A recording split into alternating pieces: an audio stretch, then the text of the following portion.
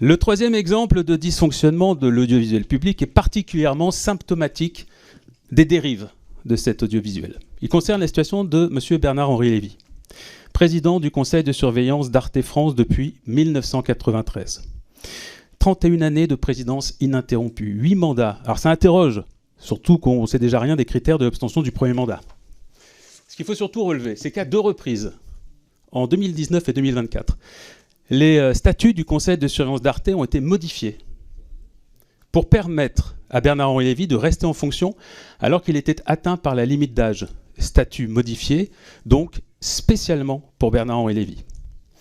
Par ailleurs, à côté de ça, et c'est le plus grave, il apparaît qu'entre 2011 et 2022, 4 productions audiovisuelles et cinématographiques de Bernard-Henri Lévy, donc président du conseil de surveillance d'Arte France, on l'a bien compris, ont bénéficié d'un appui financier d'Arte France. En tout, il y en a eu pour 750 000 €. Lors de mes auditions, j'ai évidemment interrogé la direction d'Arte France sur ce conflit d'intérêts manifeste. Dans un état de droit, il est inadmissible qu'une personne présidant le conseil de surveillance d'une entreprise puisse bénéficier du soutien financier répété de cette même entreprise pour produire ses œuvres et pour les diffuser. Le journal Le Monde diplomatique résumait ainsi la situation il y a quelques jours, je cite le mensuel, « Ce privilège d'ancien régime ne perpétue pas seulement le conflit d'intérêts entre une chaîne qui subventionne et diffuse en troisième partie de soirée les documentaires nombrilistes de son inamovible mandarin, il sonne en ce moment comme une déclaration politique. » Fin de citation.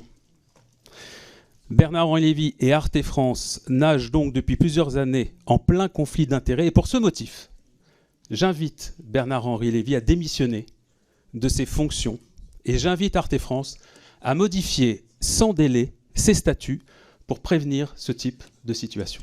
Alors, sur l'autre aspect, sur Bernard-Henri Lévy, vous savez très bien que le ministère de la Culture n'est pas au conseil d'administration, j'ai fait vérifier. Moi, je n'ai pas été saisie de sa candidature. Elle a été proposée, Et moi, je vous invite, Monsieur Caron, parce qu'effectivement, vous pouvez avoir des interrogations, je vous invite à écrire au président du conseil de surveillance qui va vous indiquer effectivement le changement des statuts, dans quel cadre ça s'est fait, vous êtes en droit de le faire, dans quel cas, et y compris de savoir ce qu'ils font, même dans la production de documentaires ou de films, vous avez cette liberté de le faire. Est-ce que ce conflit d'intérêts vous choque, Madame la Ministre? Est-ce qu'il vous semble normal dans l'audiovisuel public français? Monsieur Caron, par définition, un conflit d'intérêts me choque. Vous avez raison. Donc, je vous dis simplement, je ne suis pas juge d'instruction, je ne suis pas procureur. Vous avez la liberté, et vous avez raison, de pouvoir, comme vous avez posé la question au déontologue vous concernant, vous pouvez saisir le président du conseil de surveillance pour lui demander dans quel cadre la nomination s'est faite, dans quel cadre la modification d'un statut a pu se faire. Vous avez cette liberté de le faire. Voilà, donc c'est pour ça que là, au contraire, je vais dans votre sens. Donc,